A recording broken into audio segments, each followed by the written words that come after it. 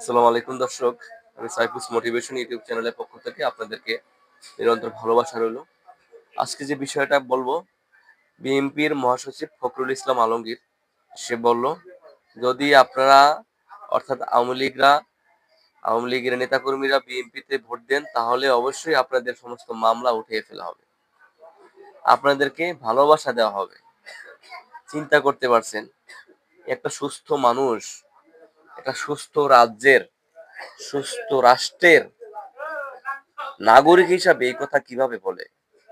এই কথাটি কি তার বলা সমীচীন হয়েছে? আমি দর্শকদের কাছে জানতে চাই, এই কথাটা একটা সুস্থ মানুষ কিভাবে বলে? 2006 সালে 28শে অক্টোবর লগি বৈঠা নিয়ে মানুষকে কিভাবে হত্যা করলো এই বিএনপি লোকেরা, অর্থাৎ মির্জা ফখরুল ইসলাম আলমগীর, সে এই কথা কি জানে না?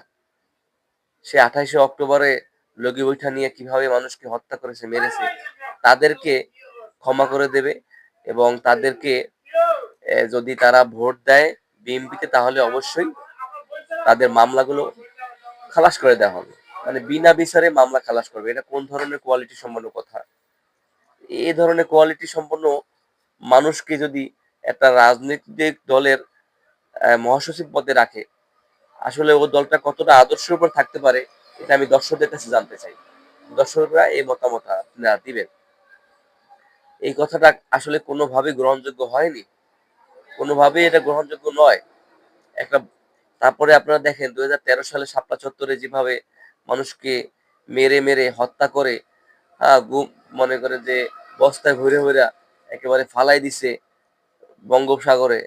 তারপরে এক একটা জায়গায় ডাস্টবিনে ফালাই দিছে, ড্রেনে ফালাই দিছে, কিভাবে সেই ভিডিও তো এখনো আছে।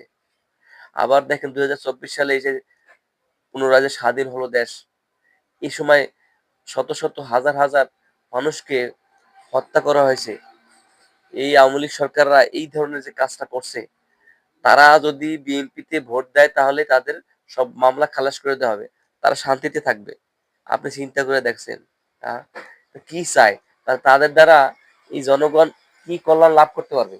এই জনগণ কতটুকু শান্তিতে থাকতে পারবে যে তাদেরকে ভোট দিলেই তারা সব মাপ হয়ে যাবে? আরে ভাই, আপনারা তো খাল কাইটা কুমির আনতেছেন।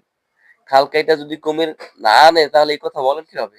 অর্থাৎ আপনাদের তারা এমন ভাবে কথা বলতেছে যে লাইন গেট ক্লিয়ার করতেছে আওয়ামী লীগ যাতে আসে। এদের আসলে বুঝে আসে না, কারণ এদের তো বাচ্চা কাচ্চা কেউ মরে না, এদের তো কেউ মরে না, মরে হয়েছে গিয়া সাধারণ মানুষের।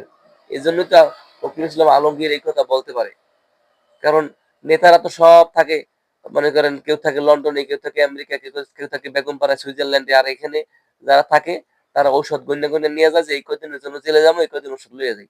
এই ধরনের তারা রাজনীতি করে। আর মরে সে শালা গরিবরা।